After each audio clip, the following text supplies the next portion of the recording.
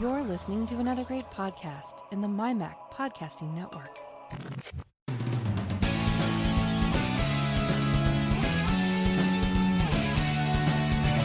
News, views, security stories, technology, and all sorts of other related chit-chat that catches our attention. Welcome to the Essential Apple Podcast.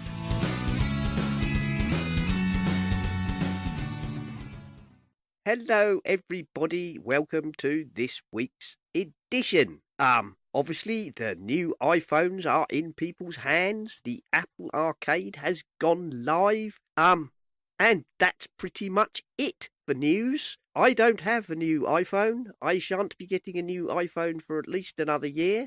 So I don't have a lot to say about that. I will be having a look at the arcade in a few days, but I thought I'd let it, settle in before I gave that a free trial. Donny, who's not here this week, Donny has jumped in. This week we have with us, from BeLight Software, Tanya Vert. Hello, Tanya. Hi, everyone. Simon, thanks again for inviting me. I'm so happy to be here again. Well, that's fine. And we thought, since last time, some things have happened, so we thought we'd talk to you about what's going on with BeLight Software. So, I guess I'll start. I mean, the biggest news, of course, was that since you came on last time, you've launched Amadine, your vector drawing application. So, Yes, that's right. Amadine is, as you said, a vector drawing app for Mac that has everything a graphic designer needs, wrapped in an uncluttered and intuitive user interface.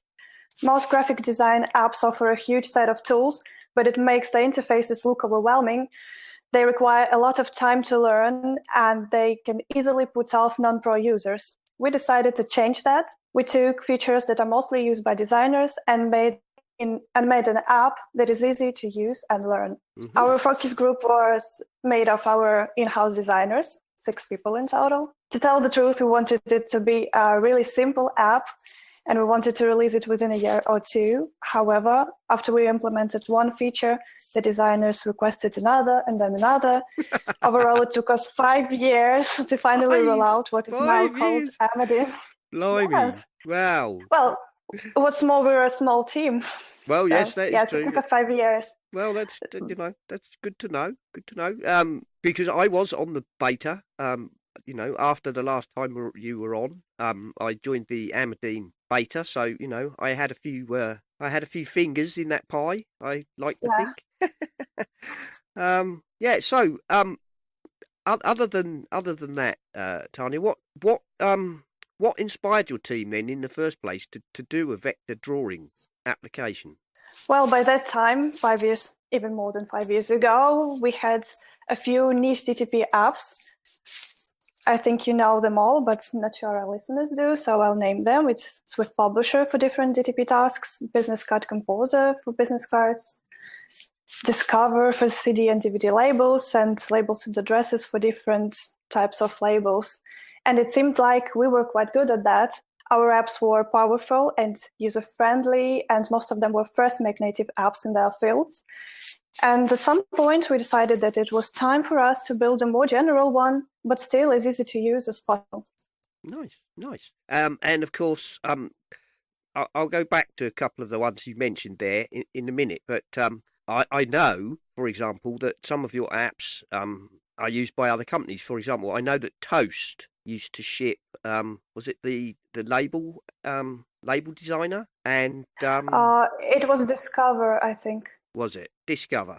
A special version of Discover for them, yeah. Yeah. We used to have it. And they also, I think, shipped a version of your Get Backup.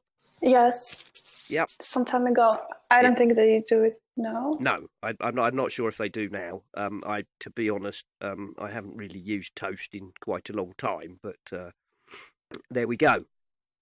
So when the team started with Amadine, I mean, you've already kind of answered this in part, because did they start out, or did you start out with a particular vision of what you wanted, or was it something that started with an idea, we'll do a vector drawing application, and then it just kind of grew as one thing followed on? Or, I mean, you've partly answered that because, as you Yes, said, actually, we had some vision, but then it changed. We redrew interface 3 times during these 5 years. I think completely redraw. right, and so yeah, I mean, as you said, the designers or kept saying, "Oh, we just one more thing, just one more thing. Well, Yeah. we just need one more thing."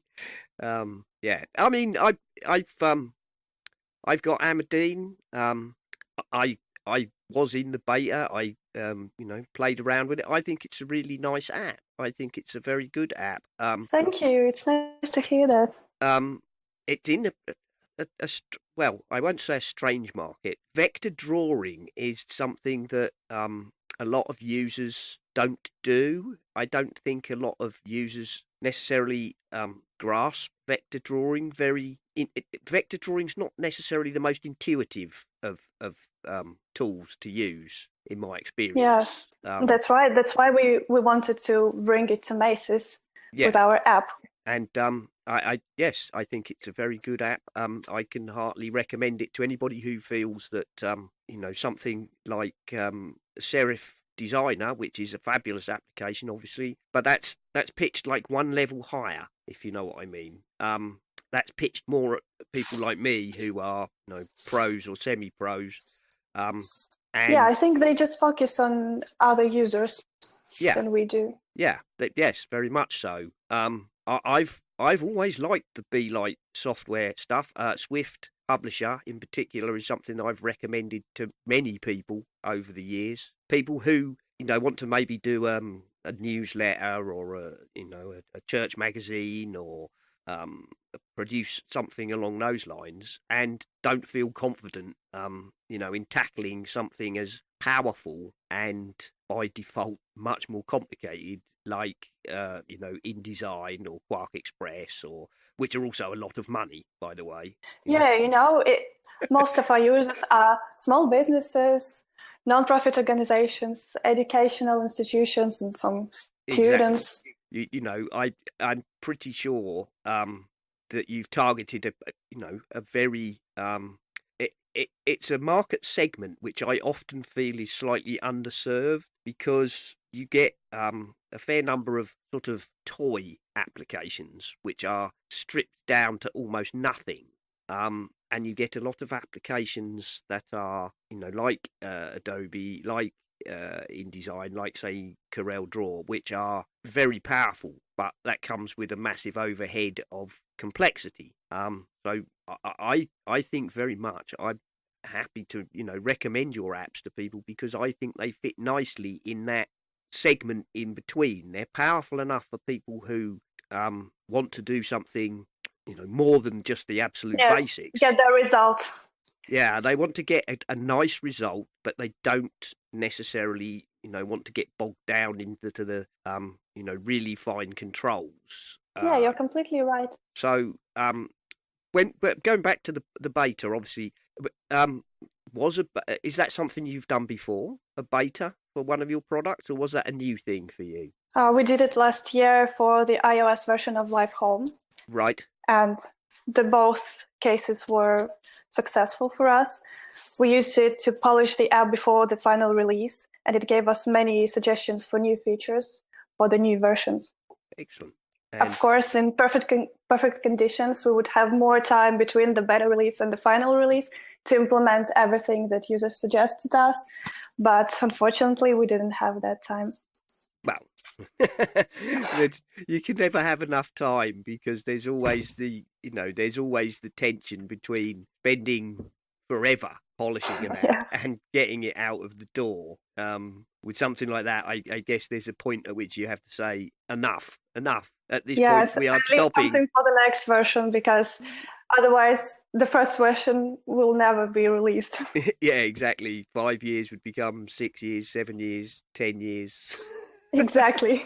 So there you go. And so obviously you've kind of answered my next question, which is, did the team feel it was a productive exercise? And obviously they did feel it was productive. They got I know for a fact that I was emailing one of the leads on Amadine with comments and suggestions. And we had a back and forth at one point because there was something I had a particular view on, and I put it to him that perhaps he should, they might like to think about doing one of the features in a different way.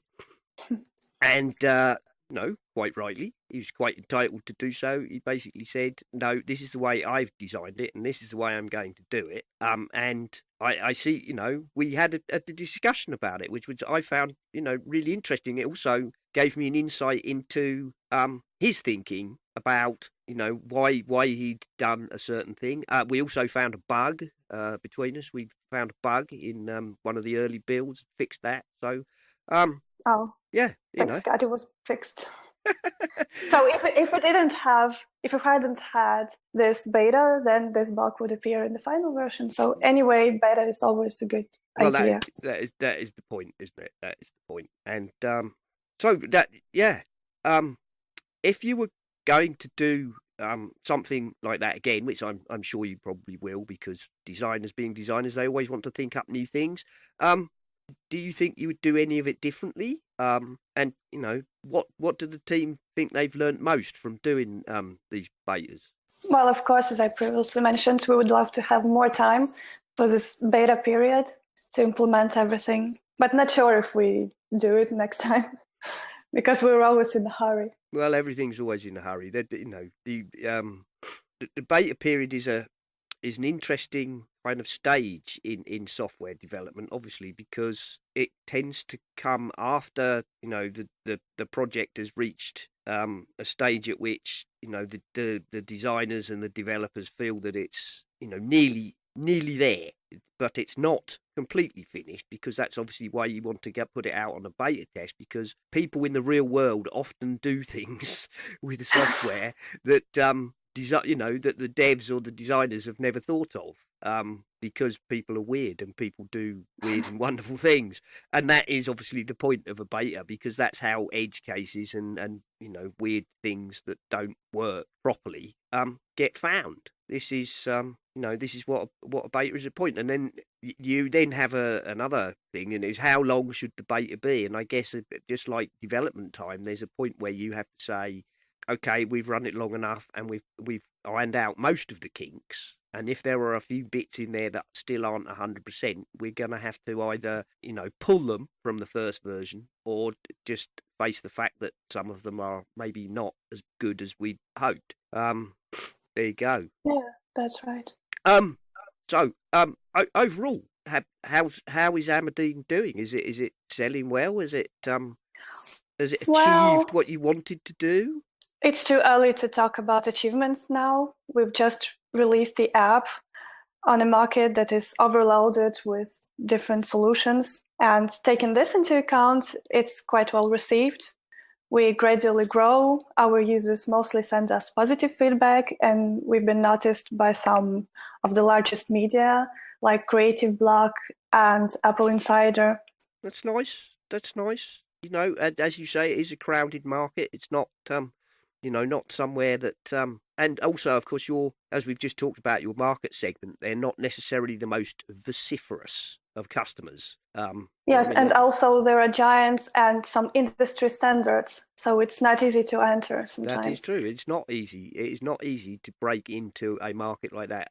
There are, in my experience, particularly in the field which I work in, as the listeners know, which is graphic design and print and pre-press.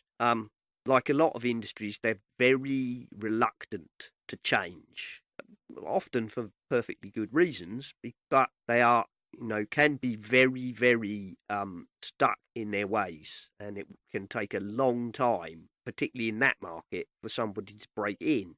In the market that I think you address, possibly less so, because the sort of users you're addressing are happy often to experiment with new apps or new techniques to achieve what they want, because their investment is not so heavy. You understand what I mean? Yeah. If you're using a drawing app as you say, like a hobbyist or a educational or a non-profit organisation, you can, your outlay is not huge because your apps are not expensive apps, are they? They're sort of $20-$30 kind of. Yes, that's right. But with Amadine, we both have newcomers and pro designers. We really believe that pro designers can find Amadine useful too. And we recently started working with some of the pro designers out there. And we ask them to share their impressions on the app. And they usually share positive feedback and request some new features. So I think that they can use it too, and we can somehow get to that market too. Oh, that's good. That's good because as I've said, I think it's a very nice application.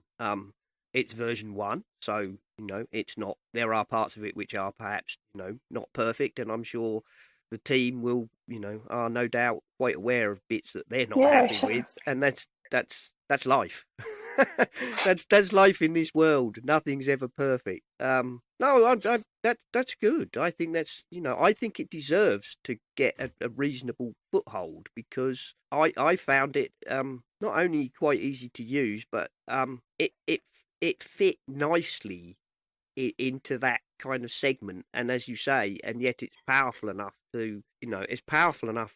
I won't say you can go up against Adobe Illustrator quite yet, but you can certainly achieve, a lot of, you can achieve a lot of the same sort of things. It's a very well put together app, and congratulations to the team. Really, I did think it was. Thank you. I did think it was a nice piece of work. So that said. You've already partly answered this. What do you think the future holds for Amadine? I know you're going to do an iOS version. Yes, right now we're focused on working on the iOS version. We're planning to bring all the Mac features to iOS, and so we want to make it available for both iPads and iPhones, so it's quite challenging. Yep. Okay. That's fair. After that, we'll start working on version 2. Nice. The only feature I'm allowed to talk about now is that we're planning integration with ArtText, our graphic design app for lettering and typography that offers a lot of templates, styles, and effects. And I'm pretty sure it will bring unique possibilities to both apps users. Nice. Very nice. There we go. I will be looking forward to that. I have to say, I will be looking forward to that. I'm sure it will be some while because I'm pretty sure the iOS version is going to take some time. But yes, I'm sure. But no, it's that's good to know that eventually a version of Amadine 2 will be available, and I shall keep my eye out for that for you. It's similarly. I mean, probably your other really. Well, in my mind, probably one of your other biggest products is Swift Publisher, which is the desktop publishing application, which is now on version 5. Again, that is, very much something I've recommended to a lot of people because it is a really nice desktop publisher for people who don't want to, get into the complexity of the big guns. Have you got any future plans for that? Is there going to be a Swift Publisher 6? Well, yes. Last month we discontinued all other apps from our printing line and added some of their features to Swift Publisher. So now it's an all-purpose desktop publishing app and the only desktop publishing app we offer. And in the future, we have to add some missing features from the old apps because users cross-graded to Printwork or from Printworks and them to Swift Publisher and requested them. Of course, we understand that iOS version is essential. Nice. After that, I think that we'll continue adding new features to Swift Publisher. For example, we'll add more tools for digital documents like ebooks, advanced PDF export. Nice, very nice. And you've just mentioned it there. You've kind of, again, you're preempting me here, Tanya. You're getting ahead of me. I was going to say... I just had to mention it here. Well, you've just mentioned that you've retired Printworks, and I guess what was it, business card designer? Was that the other one? Well, Yes. basically, I noticed that you have retired several of your older apps. What was the main reasoning behind that, Tanya? I think I can probably guess what the answer is going to be, but I won't try and put words in your mouth. So yeah, what was the main reasoning behind? Three of them had 32-bit architecture. Right. Printworks was new, but we decided to add it too. Well, life has been changing extremely fast in the past few years, and what was ubiquitous a few years ago isn't that needed now. Like CDs were everywhere, and now I can hardly imagine someone using it or recording it. So the demand was low, and we decided that there's no need for us to keep developing separate apps. Fair enough. And the other thing was, my part of my guess is, Printworks and Swift Publisher basically overlapped to a large degree. So yes, that's why we decided that we should stick to one app, because people, even though we had comparison, people couldn't understand the difference. Right. Yeah, that's what I was thinking. And also, from if you're a small team, then that just, to my mind, would just introduce a lot of overhead in, maintaining two sets of code when realistically you could, merge those into one product. So, well, that's good. That's good. Again, another app that I'm very keen on, to be honest. Now, your other app, which I've always liked, is Image Tricks, which is well, I mean, it's a fairly simple photo adjustment app, isn't it? But Yeah. it also has a lot of effects built in. You can do picture framing and a whole slew of effects. And I know that amongst your apps, you can actually download that one for free, can't you? There's a free version. Yes. And then and with an in-app purchase of I think it's $10 to unlock the complete feature set. Yes, you are right. Do you feel that Image Tricks is slightly underappreciated for what it is as a team? I don't think so. At the time it was released, it was based on the brand new core image filters technology introduced by Apple, which is not so modern now. And we decided to focus on other directions. Again, as a small team, we have to choose. And we decided to get rid of this photo editing direction. Okay, so Image Tricks is effectively a legacy product then. Not likely to be going anywhere in the near future. That's right. Right, that's fair enough. As you say, you can't do everything. As a small team, you cannot cover everything. And I will be honest, much as I like Image Tricks, that is a photo editing is a market that's even more crowded than drawing apps. Yes, that is very much so. So, well, you've kind of torpedoed my next question then, really, because if Image Tricks and photo editing per se is off the table for your team, the sort of package trifecta of a vector app, a photo app, and a layout app is not something that you're going to be doing. Yeah, and I know what you mean. Affinity's suite looks just stunning. I was so impressed when I watched that keynote. Oh yeah, that is amazing. Unfortunately, or not unfortunately, we don't have such plans. Well, but I think that our integration between Amadine and ArtText will be great too. Oh yeah, that sounds that thing. And yes, the the Affinity Suite is great. It is an amazing piece of work, and as Ashley told us last week, they spent 10 years getting to the big reveal.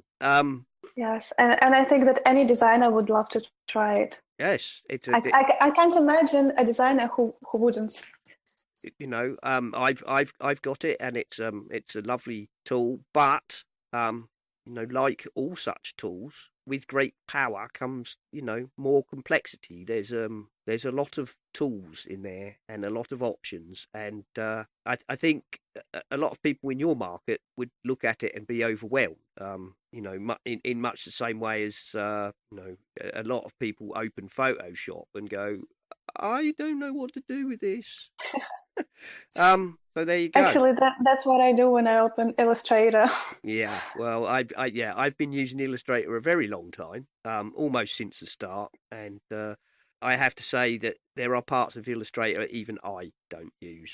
I have no idea what they do or how they're supposed to work, because there are just, as applications like Illustrator or Photoshop, expand over time, over 25, 30 years and become behemoths. They also necessarily, try to cover everything, and that means there are parts of it that some people will never use. Even professionals. Yeah, even professionals. There are parts of Photoshop which I know very well and use, routinely. And the same, obviously, would go in Affinity Photo or whatever. And there are other parts which I have never touched in my whole life. Because they just don't, they don't apply to the things that I do. There we go. Yes, and that's why we created Amadine. Indeed it is. Now you've talked about ArtText. Now ArtText is it's a few years old now. But that, when you launched that was a really innovative, fun product which allows you to create this 3D lettering effects, which before required either a great deal of skill and experience or very specialist tools to achieve. I was going to ask you, where you thought ArtText could go next, because that version 3 is, version 3 is a really powerful product, and it's got a really good reputation. Do you think there will be an iOS version of ArtText, or is that? Yeah, sure. Yeah, at the moment we're finishing works on the version 4 of ArtText, which will include all the letters templates, both paid and free, and include a bunch of new features. One of them is Spray Tool. It lets the user scatter the size of the objects, etc. Sorry, Tanya, I lost you there. Can you just repeat that? Oh, yes. From where? From the beginning. Well, no, I just lost you. You were talking about a spray tool, and then I lost you. Yes, the Spray Tool lets the user scatter realistic objects over letters with multiple adjustment options, like density, size of the objects, etc. And once it is released, we'll work on the iOS version. Nice, very nice. And as you say, you're in the next step for Amadine will be to incorporate a lot of that technology. So that's nice. I'm going to while I've got you, I'm going to put in one feature request for ArtText. Yeah, can we have more export options, please? Thank you. Right. It's a wonderful tool. I've used it. I play with it sometimes just for sheer fun. I love the way that it allows you to get really complicated 3D effects, whether, with letters or buttons or whatever, just a few sliders, and you're there, things which previously would take hours of work in a variety of tools, to be honest. So I really, I can't. Thank you so much, Simon. You're so kind. I don't know if anybody's not seen what ArtText does. It's difficult to describe. And it's a niche product. Oh, it is definitely a niche product. Not everyone needs these features. No, not at all. It's very much a niche product. But I have to say, when I first saw it, because of what I do, the ability to make 3D coloured glass lettering or metallic lettering or something, in moments with a few sliders was like just I don't know how to describe it. It was just like, wow, this has just saved hours of my life, because it's not something that you need to do all the time, but it is something. I can remember one particular job where I did use ArtText professionally was somebody wanted a wax seal. Oh, Like lettering wax where people would seal hmm their letters with a thing and stick yes. a I don't signature know on why, but I still remember it. it. But there you go. Somebody wanted a job doing, and they wanted one of these kind of wax seals with a 3D image in it. Like a great seal. And that would have taken hours to do any other way. And I thought, right, I know what I'm doing here, and I took it into art text and a few slides and a bit of color, and there we go. Job was done. There we are. Yes, that's what we intended our text to be.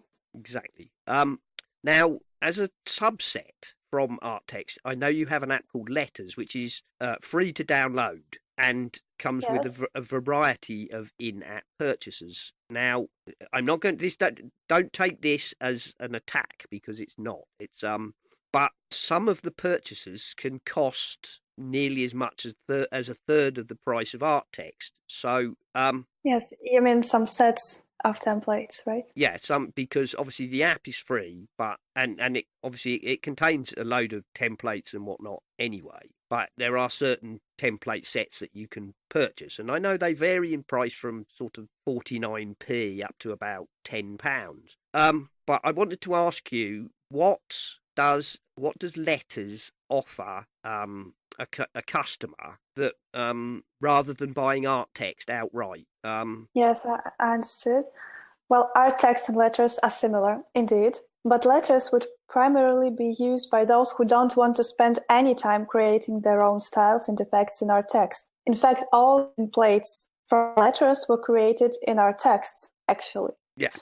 In other words, if a user wants to save time or doesn't have any designer skills, he can go and buy a specific text design he needs. Individual text templates cost only $1 or $2. Yeah. Okay. So that is what I was presuming, that the point of Letters is it's for people who don't want to even get into playing around with art text. They want to be able to basically pick a style and just apply it. So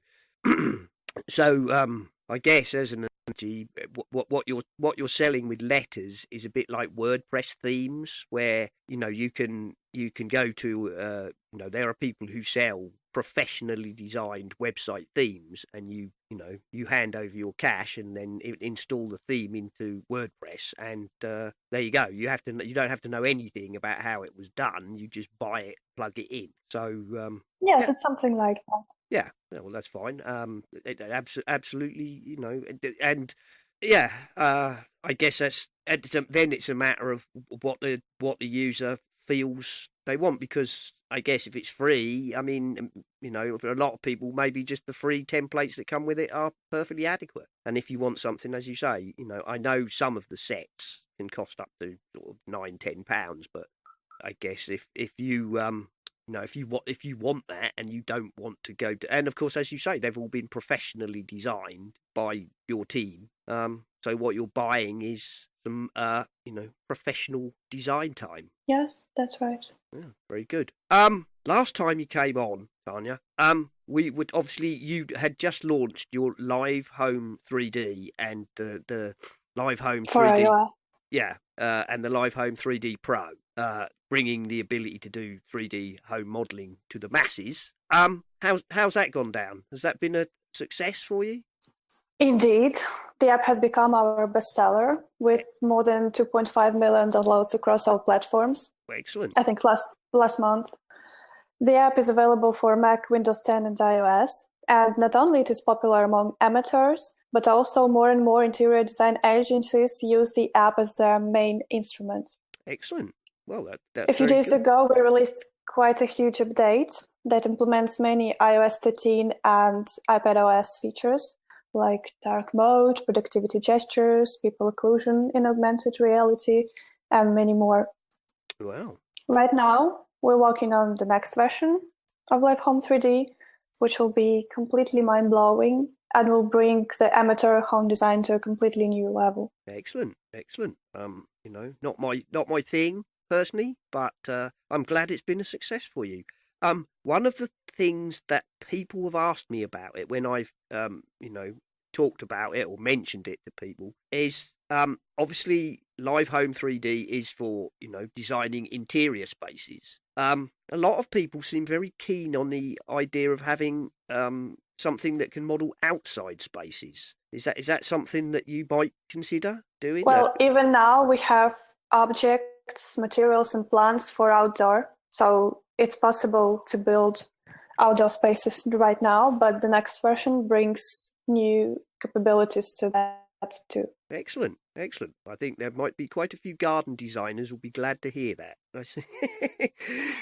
Surprising how many people seem to, whether they'll ever actually do them in real life or whether they just like designing 3D gardens, and imagining how wonderful it could be, would be, very happy to have such a product. Well, Tanya, thank you very much for coming on and talking to us.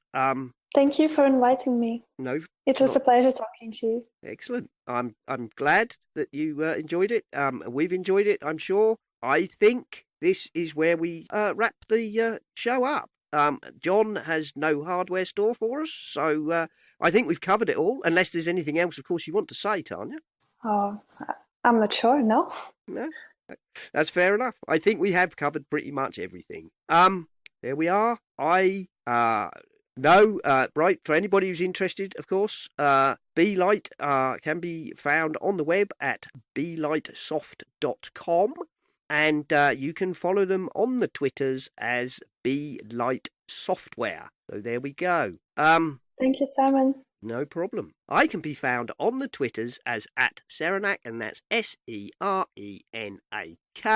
The show occasionally puts out tweets as Essential Apple. All our stuff is on the website, essentialapple.com. We're in the Slack. If anybody wants to join us in the Slack, follow the link in the show notes. Don't forget about Mac Jim's family-friendly Flickr group. Follow the link in the show notes for an invite to that if you're interested. And I think that's probably about it. Thank you to everybody who supports us. Keep on, doing the Patreon thing, putting tips in the jar, and of course, use the Amazon affiliate link. There we are. That's a show. Thank you for coming on, Tanya. And this is where we say goodbye until next time. Till next time. Goodbye. You've been listening to the Essential Apple podcast, and I'd like to say if you enjoy the show and would like to support us, feel free to go over to the website essentialapple.com, and you will find links to both Patreon and the Pinecast tips jar, where you can make a donation towards the costs of the show, or even if you're really keen, you could set up a recurring payment. And thank you very, very much to all the people who already do support us. We really do appreciate you very much indeed. This show is, of course, part of the My Mac podcasting network, where you can find a variety of other shows like the My Mac podcast with Guy and Gaz, the G-Men, Tech Fan with Tim and David, the Nintendo Club podcast, the geekiest show ever, the Three Geeky Ladies, Bart Bouchotte and his wonderful Let's Talk Apple, and possibly some more that I've forgotten. So why not go over to mymac.com, take a look at the available podcasts, and take a listen. On the mymac.com podcast. And how could they contact you, Gaz?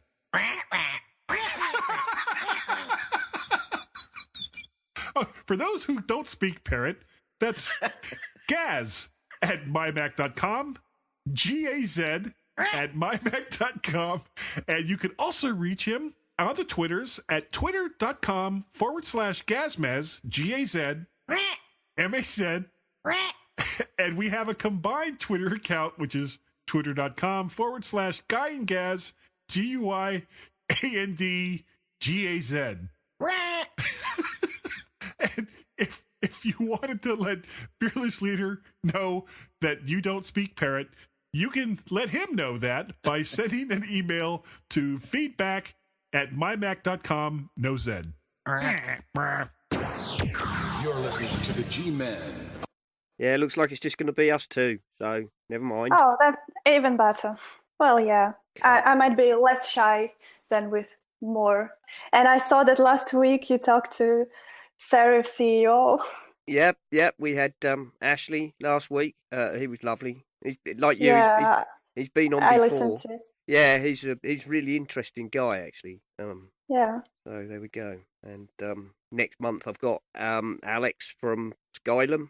Wow, that's cool. Yep. So you have a high season now. Yeah, kind of. All through the summer.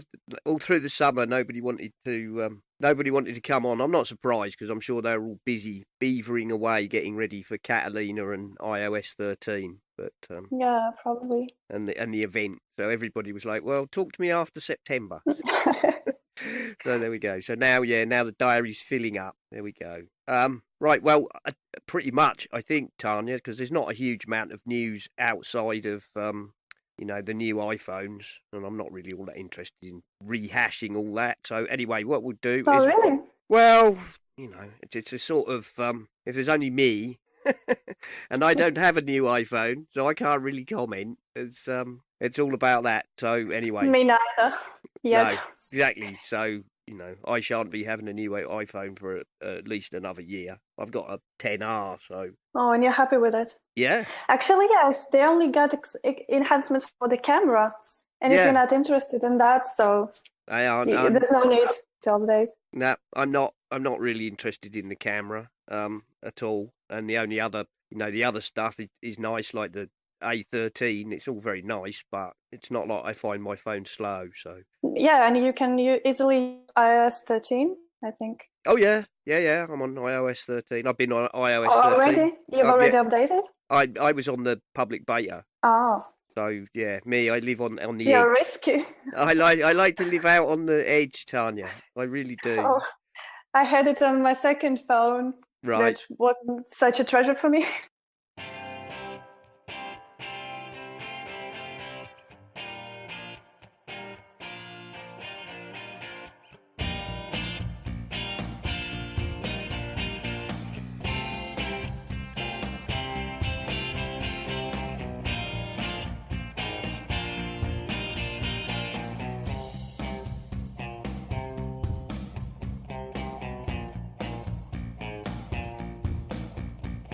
This has been the Essential Apple Podcast. We hope you enjoyed the show and we look forward to you joining us again another time. Until then, goodbye.